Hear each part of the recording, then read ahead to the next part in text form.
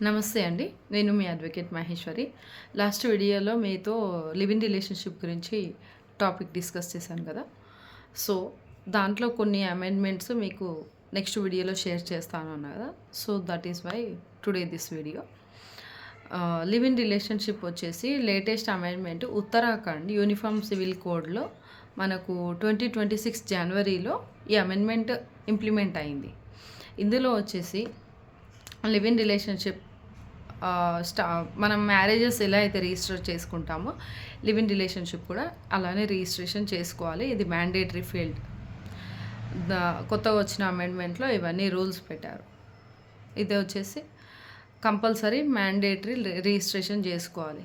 And ఆ రిజిస్ట్రేషన్కి కావాల్సింది first mainly primary Aadhaar card and later on pan card, ID card ఇవన్నీ proofs తీసుకొని వాళ్ళు రిజిస్టర్ చేసుకుంటారు. ఇందులో వచ్చేసి కపుల్ బాయ్ ఈజ్ 21+ ఉండాలి మ్యాండేటరీగా, అండ్ గర్ల్ వచ్చేసి 18+ ఉండాలి కంపల్సరీ. రిజిస్టర్ చేసుకున్న తర్వాత వాళ్ళు లివ్ ఇన్ రిలేషన్షిప్ కంటిన్యూ చేయొచ్చు. దానికి ఒక వాల్యూ ఉంది. లైక్ బిఫోర్ మనం చెప్పుకున్న విధంగానే like same as marriage live in relationship కూడా యాజ్ లైక్ మ్యారేజ్కి ఉన్నంత వాల్యూ ఉంది ఇప్పుడు.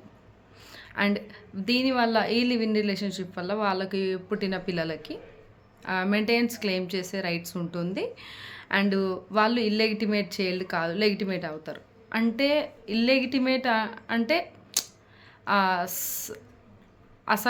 సక్రమమైన పిల్లలు కాదు అనేసి ఒకటి ఉంటుంది. దాన్ని ఇల్లెగిటిమేట్ అంటారు. సో మ్యారేజ్ అయిన వాళ్ళకి ఎలా అయితే పిల్లలు పుడితే లెగిటిమేట్ అంటారో, ఇప్పుడు వచ్చిన కొత్త అమెండ్మెంట్ ప్రకారం లివ్ ఇన్ రిలేషన్షిప్లో పుట్టిన పిల్లలు కూడా లెగిటిమేట్ చిల్డ్రనే అవుతారు. So they can also claim.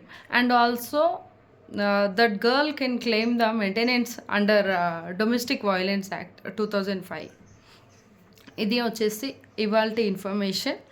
And ఇది వచ్చేసి ఉత్తరాఖండ్లో అమెండ్మెంట్ అయ్యింది. Thank you so much guys.